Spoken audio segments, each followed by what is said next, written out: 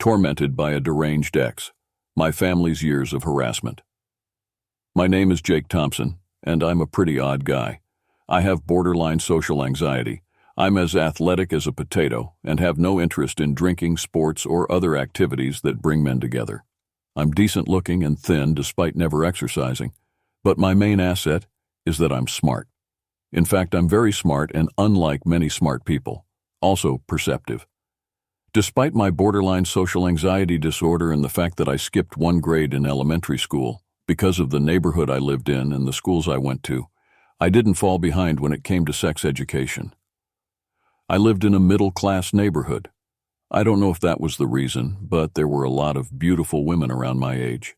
During college, I lived at home because one of the top 5 engineering universities in the world was only 10 minutes away from my house. In exchange for helping women in my neighborhood with their homework, taking home tests for them, or tutoring them in various subjects for community college admissions, I myself received what I would call tutoring. Between the ages of 18 and 21, I was almost always satisfied, and more than half of the women I tutored and who tutored me seemed to be genuinely satisfied with my abilities too. I was taught so much because I quickly gained a reputation for patience and discretion, as well as intelligence. I was able to communicate with my companions on their intellectual level so that they easily understood the subjects I was helping them with. I was always kind and gentle with them, and never told anyone else that I had sex with one of them, although I'm sure they told each other. Only one woman, she always called herself by her street name, Roxy, rather than her real one, Linda, was not treated with much care by me during this period. However, it wasn't because I didn't try to be nice to her. Roxy is my age. She is a large woman, the same height as I am, and at the time probably outweighed me by 5 to 10 pounds, although she was not fat.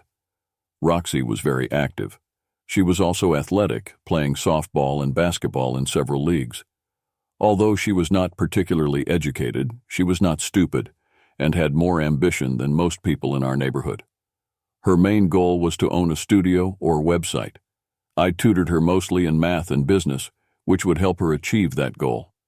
I never fell in love with Roxy, but I definitely liked her and was willing to do anything for her. I was in my senior year of college when I invented an easily programmable, encrypted, sophisticated proximity detector. It's kind of like the Easy Pass system used on many toll roads in the U.S., only specifically for secure systems. Various forms of my detectors have been adopted by corporations with proprietary systems, many government agencies, both state and federal, and the military. I had to obtain a security clearance in order to participate in patenting my inventions. Through my inventions, I received tons of money in patent royalties and created 2 companies to sell products in different markets and to research new products. Since I have no management ability and I'm only interested in inventing and developing products, I had my attorney set up a network of shell and holding corporations that owned my 2 operating companies and hired people to run these corporations. I owned all the stock in the ultimate holding company, but someone would have to be very sophisticated and spend several days searching to find that out. I never used my network of companies to cheat on taxes, but some of them were located offshore to make it difficult for those looking for an owner to find me. The only people who knew I was the absolute boss were the CEOs and CFOs of my 2 operating companies. To everyone else, I was just the hired head of new product development for one of the operating companies. By the time I turned 24, I had established all the mechanisms described above and was looking for a long-term relationship with a woman. I found it difficult because of my borderline social anxiety. But after visiting several dating sites and various social groups, when I turned 26, I finally met someone I was in love with and interested in me. Emily was probably the most beautiful woman who had ever shown any real romantic interest in me. Although our courtship was quite ordinary, I realized now, looking back, that it was more superficial than most others. Perhaps I was so enamored with her looks that I overlooked some things that many would consider important in a spouse. However, one thing I noticed consistently during our relationship was her complete lack of interest in my work. She never asked me anything about it, seemed bored, and feigned incomprehension, if I started a conversation about my work and was completely devoid of curiosity. Emily's lack of interest in my work actually turned out to be an advantage when it came to the prenup. Sarah, one of the attorneys who had helped me form corporations, and someone I respected greatly, insisted that I get a prenup. When I hesitated between a prenup and a prenuptial agreement after I proposed to Emily and she accepted, Sarah threatened to quit working for me if I didn't present Emily with a prenup. Sarah drafted a prenup that was very simple and unburdensome. It simply provided that the only thing excluded from common ownership was any stock shares or royalties associated with any company or patent that either of us owned more than 10% of as of the date of the marriage or even acquired during the marriage. Emily had her father review the document and then signed it without even asking me about it. I had been married to Emily for about 2.5 years, and we already had our first child, a beautiful baby girl we named Ava, when I ran into Roxy on the street during a quick solo trip to my parents' house. I offered to buy my parents a new house in a more fashionable neighborhood, but they were people with a simple lifestyle and lots of friends in the neighborhood, so they declined. Roxy looked good. She hadn't gained a pound since I'd last seen her and was better dressed than any other time I'd seen her. We had a cup of coffee each, and she told me about her new endeavor, and I told her the same story as I told everyone else about working for hire. Roxy was building an unusual website, but she was having trouble with her finances. I delicately inquired about it and found out that she only needed $25,000 to make it work the way she wanted it to. I asked Roxy to meet me in a week at the same cafe, same time, and I could introduce her to an investor. She was very happy to do so, and as I was leaving, she gave me a big hug and kissed me carelessly on the cheek. I thought about it for a week. The $25,000 was just a blip on the screen to me, and despite the questionable nature of the business she had a hand in, I still had a crush on her. A week after our first meeting, we met again, and this time she looked even better than before. The coffee had not yet been placed in front of us when I handed her an envelope containing $25,000 in cash. Roxy was shocked. She even cried, which I never expected from someone with such a tough exterior. Roxy offered to gift me a share in the site. I politely declined, saying I just wanted it to be a gift and I didn't need any ownership stake. With her body and motivation, I'm sure she would have honored her promise. But I politely declined that as well, saying I love my wife. "Your wife is a lucky woman," Roxy said through tears as we parted. "If there's anything I can do for you, just ask and it will be done," she said in all seriousness. "Best of luck to you," I said with a wide smile and gave her a big hug. Emily and I had 2 more children, a second girl, Lily, and then a boy, Noah. Although Emily pleased me over time, I became convinced that she was actually quite shallow and materialistic. She had other good qualities, however, and I truly loved her. The only woman I had ever loved.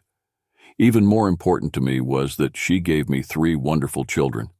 Ava, who was 12 years old at the time, had her mother's beauty and the best character traits of Emily and me.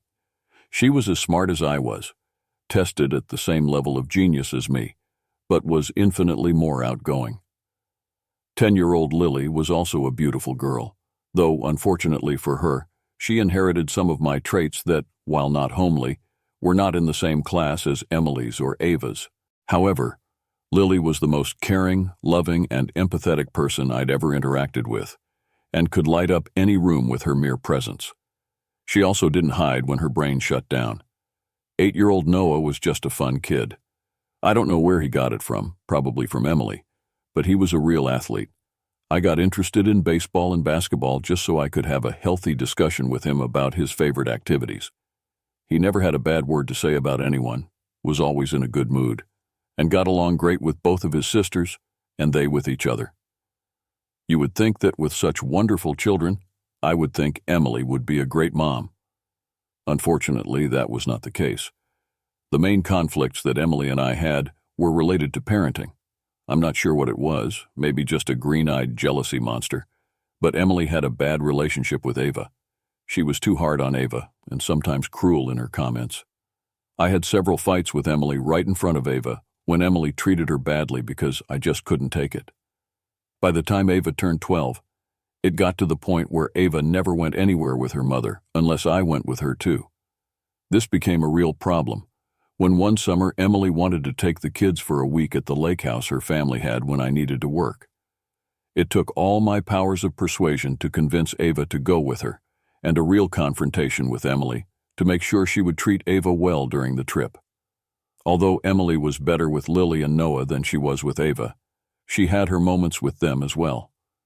Also, even though Emily was a stay-at-home mom, I probably spent as much time with the kids as she did since she always had one activity or another going on, and the time I spent with them was usually of a much higher quality. So after being married for about 15 years, having 3 wonderful children and a wife I loved and enjoyed very much, even though we didn't have the perfect marriage, I was driving home from the airport after a one-night business trip. It was about 1 p.m. Even though I had told Emily my itinerary, she hadn't paid attention to it as usual, and I didn't know if she would be home to meet me or not. I was at the stop sign preparing to turn right onto the through street where I live when a car I recognized drove by. It was Daniel's red Corvette. The top was down, and he was clearly visible in the driver's seat as he played with the radio dial and tunes blasted from his speakers. Daniel was one of the top salespeople in one of my corporations that dealt primarily with military sales. He understood our technology as well as was even possible from someone who was not an engineer and was easy to get along with people. Like virtually all of our employees, he had top-level clearance, even higher than most since the military application of our technology was even more sensitive than any other. What is Daniel doing here at this time of day? I asked myself naively. Since the street I live on is a through street, I didn't even consider the fact that he could be at my house about 2 blocks away. I just wondered what business occasion could have brought him to this end of town. After a minute or so, I pulled up to my driveway, entered the house, and not seeing Emily on the first floor, climbed the ornate spiral staircase that Emily loved and had to have to the second floor. My shoes on the marble floor of the hallway made a distinctive slam, slam, slam sound as I approached the open door of the master bedroom. When it was about 10 feet to the door, I heard a sultry voice say, "Did you forget something, Danny?" Shocked, I walked into the bedroom where Emily was standing. When she looked up and saw me, her smile was quickly replaced with misery, and she half shouted, "Oh, Matt, damn, I'm so sorry." Unfortunately, within a nanosecond, my mind had fully comprehended the situation, and feelings of anger, disgust, anxiety, hatred, and fear raced through my brain at the speed of light. I'm sure I froze in place with my mouth hanging open as all the other emotions that had been weighing on me coalesced into one sensation. A gloomy, dark, overpowering sadness descended upon me. I remember stumbling back a few steps, but I don't remember anything else until I woke up in the hospital. When I came to, I was in a hospital bed. The monitor had obviously alerted the nurses stationed to my awakening because a nurse came running into the room a few seconds after I opened my eyes, followed by a doctor another minute later. "How are you feeling, Mr. Carter?" asked a pretty middle-aged nurse with a name tag of Nancy, her voice gentle and soothing. "It's like my head is in a vice," I moaned. "We're so glad you woke up so quickly," she purred, taking my wrist while looking at the monitor next to my bed. "Why am I in the hospital, and how did I get here?" I asked just as the doctor walked in. "Mr. Carter, I'm Dr. Patel," replied a short and very pleasant female doctor of Indian descent. "Let me look you in the eye, and then I will answer your questions," she continued. Nurse Nancy still held my wrist, and Dr. Patel took some kind of light source out of her pocket, and without shining an intense beam into my eyes, shone it back and forth, moving my eyelids and the skin around my eyeballs with her soft but firm hands for a good 2 minutes. When Dr. Patel straightened up, the nurse released my wrist. They both smiled, and Dr. Patel said, "Mr. Carter, you have a concussion. According to your wife, you tripped over something in your bedroom, fell backward onto the marble floor in the hallway, and hit your head on a rock. You could have died, but your vital signs are normal, and your concussion is probably not as serious as we feared." Instantly, a shroud of sadness came over me again, as I remembered what had caused my fall backward. My eyes widened and I groaned loudly. "Vomit!" Fortunately, Nurse Nancy had quick reflexes and some sort of container, though not a barf bag, was under my chin in no time. Despite not eating lunch that day, I threw up whatever was in my stomach, mostly bile. When my stomach was completely emptied, I lay on my back. Nancy put a cold compress on my head, and Dr. Patel performed another examination. After completing it, she announced, "I am very surprised at your regurgitation, Mr. Carter. It may indicate a more serious concussion than I thought, but there are no other signs." Could my reflex reaction be the result of a memory of the emotional crisis that triggered my fall? I asked, already knowing the answer. Yes, it's entirely possible, Dr. Patel pondered, stroking her chin. Did you have such an emotional crisis?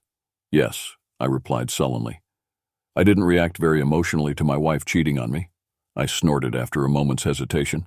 I was even proud of myself for not using any bad words in my vocabulary, but you couldn't tell that from the shocked expression on my orderly faces.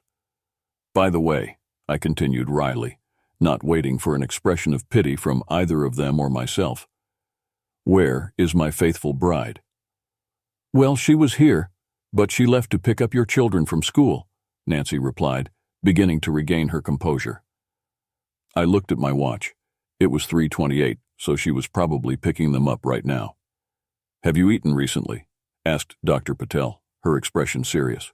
No, not since about 8 this morning, I replied.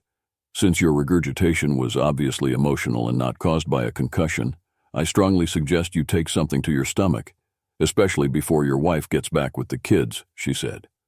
You don't think I'm going to throw up again when I meet her, do you? I asked. No, I don't think so, replied Dr. Patel. Unless it's something harmless, Nurse Jenkins, could you ask the kitchen to bring a bowl of oatmeal porridge over here with cinnamon and raisins? No brown sugar? She said, turning to Nancy and trying to be as pleasant as possible. The oatmeal arrived 5 minutes later. I finished it quickly and felt a little better by the time Nancy came back into my room and said, You have company. My 3 sweethearts ran into the room, each trying to get to me first. Darlings, don't touch Daddy's head or neck, I giggled, trying to hold all 3 of them in my 2 arms. They all spoke at the same time, each more animated than the other. Despite my physical and emotional state, I had to giggle. A real laugh would probably hurt, but a good giggle was definitely called for. I hardly noticed Emily, so busy talking to the kids. It was obvious that Ava had been crying. But now that she saw that I wasn't on death's doorstep, she was clearly perking up, and the other 2 were smiling. Emily stood at the door with a bewildered expression on her face as I interacted with the kids.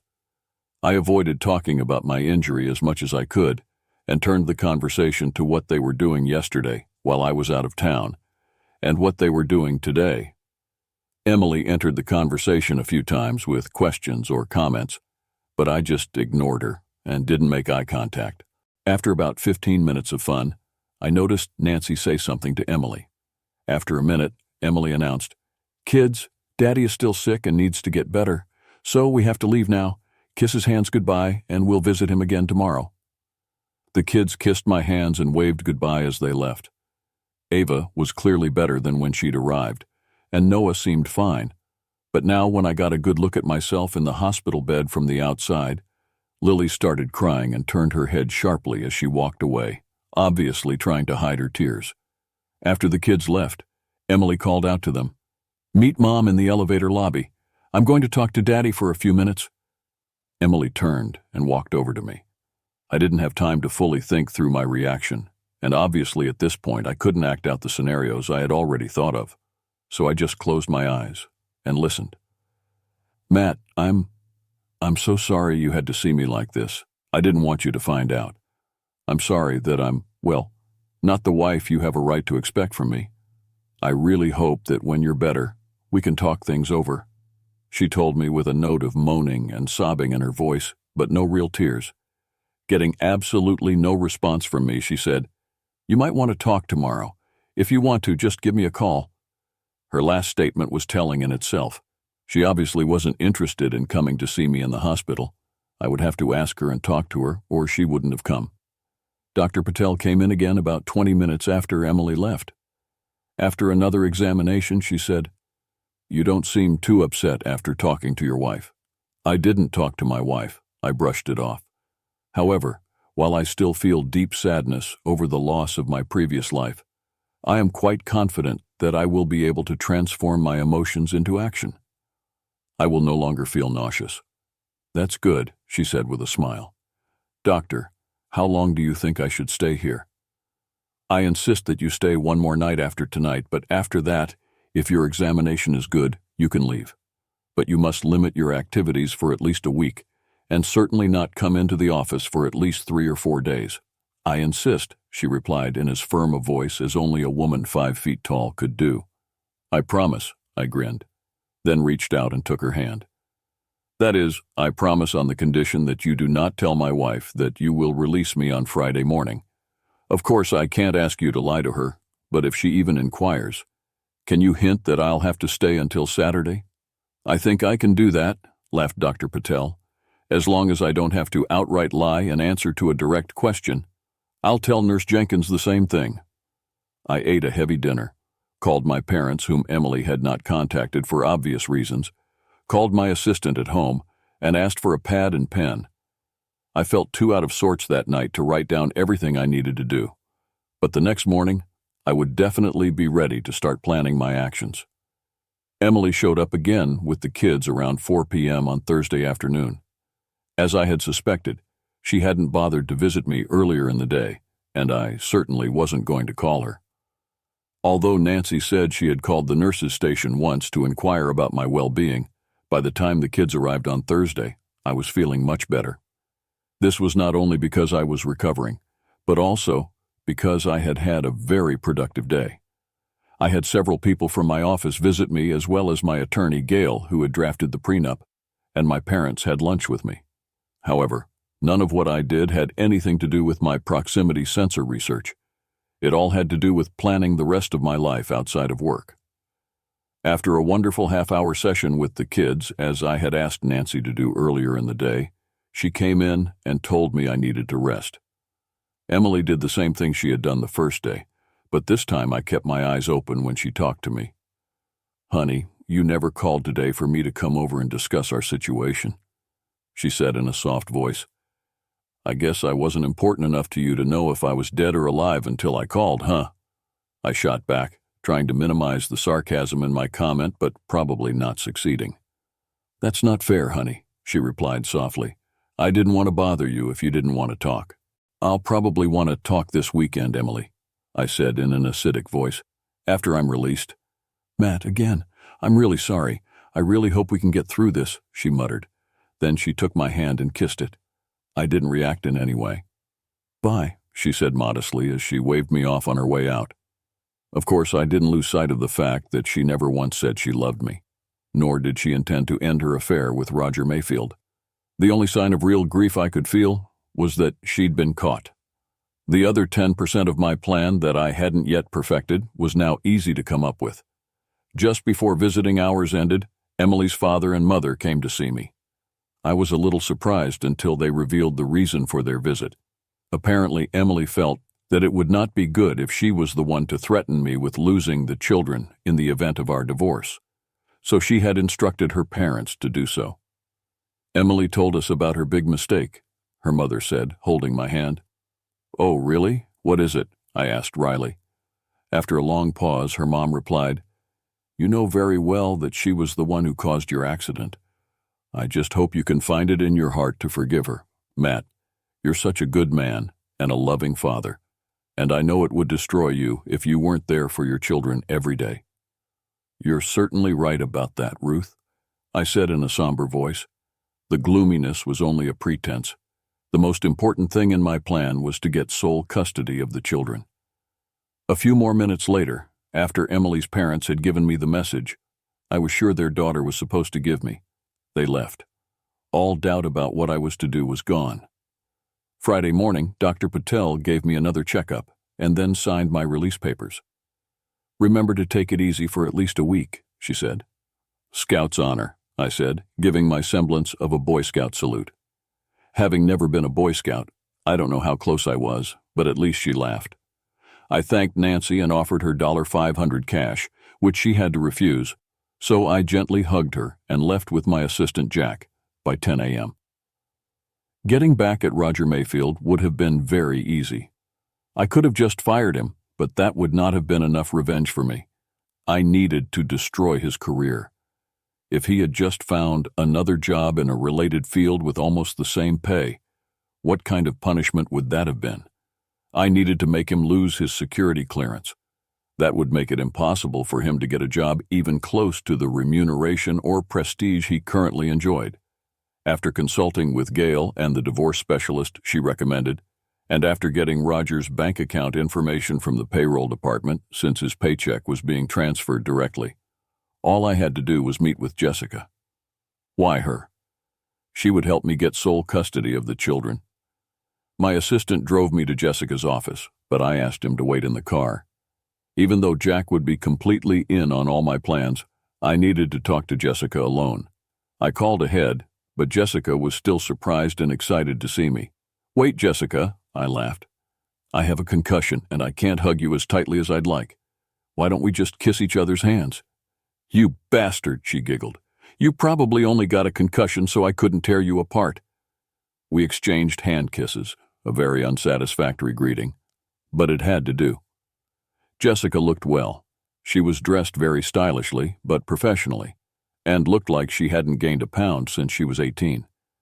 There was a little gray in her hair, but it had softened her facial features. Yes, she was still a beautiful woman. "Come into my office," she demanded, grabbing my hand. After expressing my joy at seeing Jessica again, I got straight to the point. "I need your help, Jessica," I said, and my sadness asserted itself again. "Anything, Matt," she replied, taking my hand. "You have no idea how much I want to help you, whatever it is. You helped me realize my dream, so if I don't have to kill anyone, I'll be all for it." That comment and her wide smile as she said it helped dispel my sadness more than I would have guessed. "Okay, you asked for it," I grinned. I didn't miss a single detail in what had happened and my reaction that I needed her help with. This included me telling her how important my children were to me, and even showing her pictures of them. When she heard that my middle child's name was Ava, she froze. "You named her Ava?" she exclaimed. I knew what she was thinking, and there was absolutely no reason in light of the current circumstances why I shouldn't decorate a lily. "Yes, named after my favorite person before I was married," I replied with a broad smile.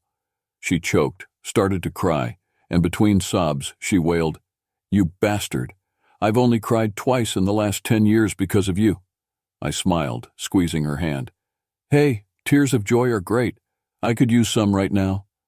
"How can I help deliver them?" she asked, wiping away her tears.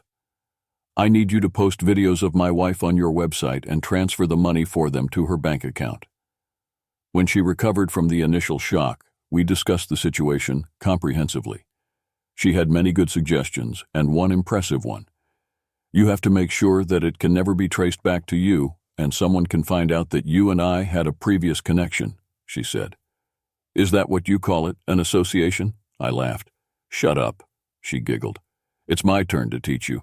I have a friend who can do it on a paid site even more popular than mine, no questions asked. All you have to do is wire him the money, and he in turn will transfer it to your wife's bank account. Let me call him right now." In a 4-minute phone conversation with her friend, Jessica had everything set up. She told me what format the videos should be in, and that any money I gave her would be given to her friend, and the same amount would be transferred to Emily's account. After parting ways with Jessica, I knew the final stages of my plan needed to be set in motion. The next few days were a blur of preparation and careful planning. I spent every free moment reviewing my steps, ensuring everything was flawless. I called Jack to update him on the progress. "Jack, we've got everything set up. I'll need you to monitor Emily's computer remotely. We need to capture everything she does." "No problem, Matt," Jack replied confidently. "We'll have everything we need." That weekend, I focused on spending quality time with my kids. I took them to the park, played games, and made sure they felt loved and secure. I wanted them to remember these moments, no matter what happened next. On Monday morning, Emily left for her usual country club meeting, completely oblivious to my plans. As soon as she was out the door, I turned on the cameras and motion detectors in our bedroom. I also made sure to activate the recording software on her computer. By Tuesday afternoon, I had enough evidence to proceed. Emily's affair with Roger was now documented in high-definition video and audio. I felt a strange mix of satisfaction and sadness as I watched the footage.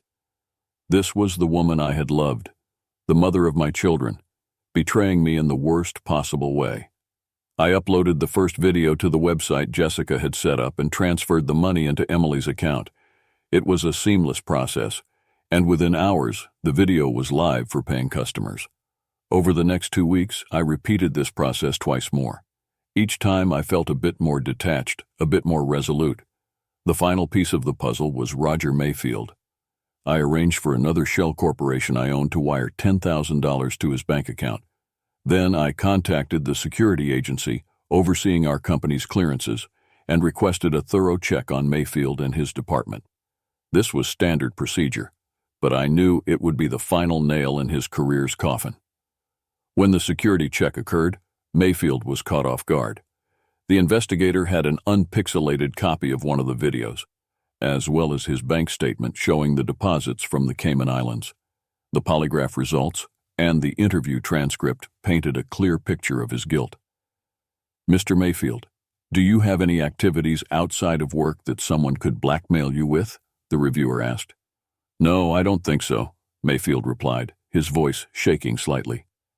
"Let me show you a video, Mr. Mayfield," the reviewer continued, pressing a few buttons on his iPad. "Who is this woman you were with 2 weeks ago Thursday?" Mayfield's face turned ashen as he stammered. "Allison Banks." "Isn't she married to one of your co-workers, Matt Banks?" the reviewer pressed. "Well, actually, Matt Banks works for a different company," Mayfield muttered, "although his office is in the same building as mine." The reviewer continued. "Did you ever think that having an affair with a married coworker could lead to blackmail?" "I never thought about it," Roger muttered, defeated. The final blow came when the reviewer presented Mayfield with his bank statement. "What are these deposits from 2 different corporations based in the Cayman Islands?" Mayfield's face crumpled.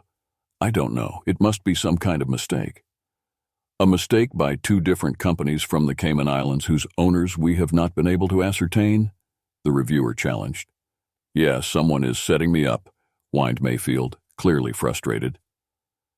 The interview concluded with Mayfield being stripped of his security clearance and escorted out of the building. It was a fitting end for a man who had betrayed me in more ways than one. The day after Mayfield's downfall, I prepared to serve Emily with divorce papers. I called her phone. "Hi, honey, I'm so glad you called.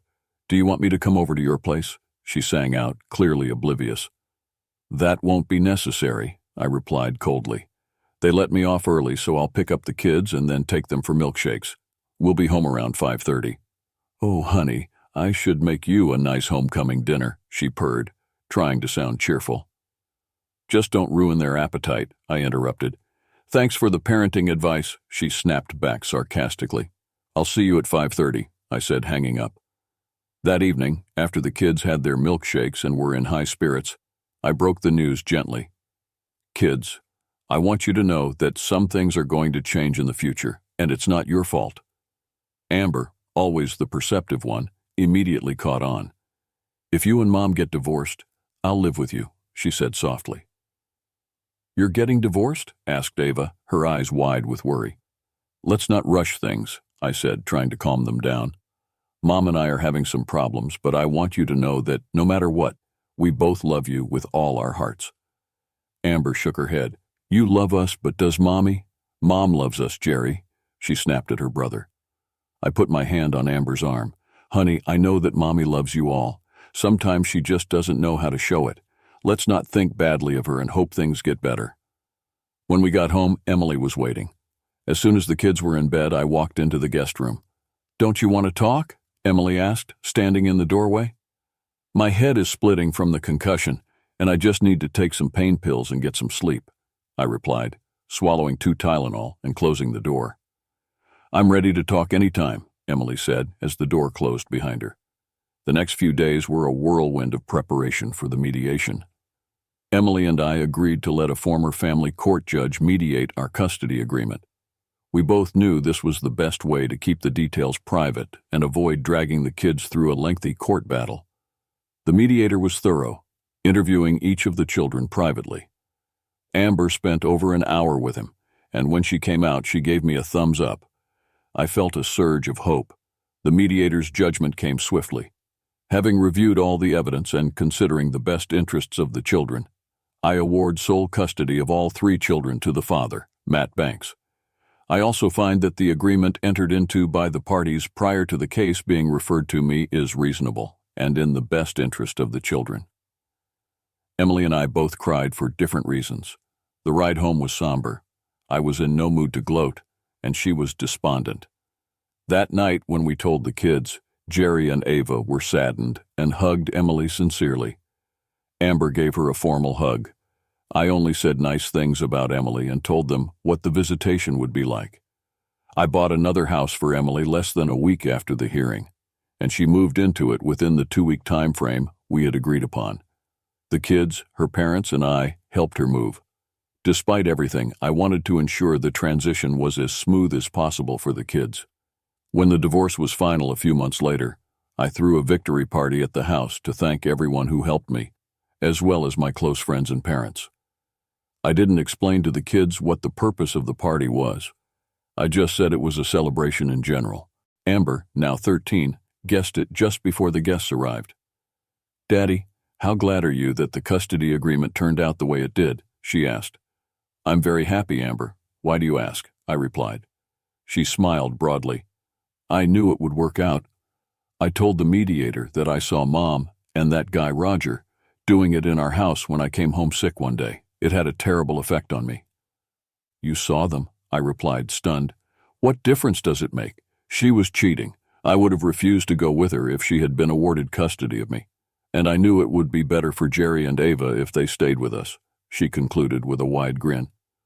She kissed my cheek, jumped off my lap, and walked away. What kept me busy from the victory celebration was Jessica. She came to the party looking amazing and immediately made friends with Jerry and Ava. She played with them, laughed with them, and even managed to get Amber to respond positively to her. Later that night, Jessica pulled me aside. "Let your parents stay with the kids tonight and you come home with me. I promise you'll be alive when I let you come back tomorrow morning at 10, although I can't guarantee you'll be conscious." That night was unforgettable. As she looked into my eyes, she said, "I see you as kind, generous, and intelligent. Why don't you take me to a resort with you the weekend of the 14th for 3 days, and we can see if we both want a real relationship? I want a man who will be mine, and only mine." 2 years after my victory party, a lot had changed. All 3 children were well settled, happy, and thriving in school and social life. Emily had taken full advantage of her visitation rights and had done nothing to abuse them.